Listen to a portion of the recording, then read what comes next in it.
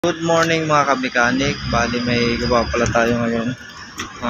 2.5 na Toyota. Bali ang complaint ng operator ayaw mag-start. Kaya titingnan ko ngayon kung anong problema, bakit tayo.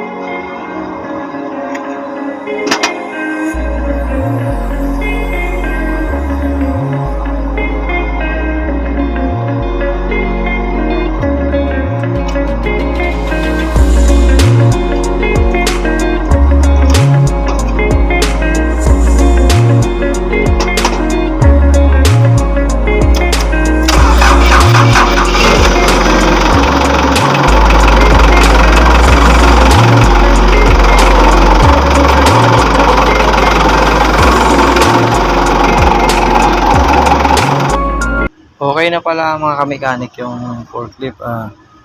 Bali tiningnan ko lang yung supply, okay naman sa relay.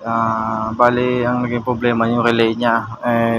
Wala akong dalang spare na relay, kaya pinagpalit ko muna yung isang relay doon sa kabila. Bali hindi na naman ginagamit yung isang yan, gawa na naka-bypass na yun. Kaya parang ano na lang, inano ko na lang, ginamit ko yung isang relay. Bali okay na pala siya, i-start na siya.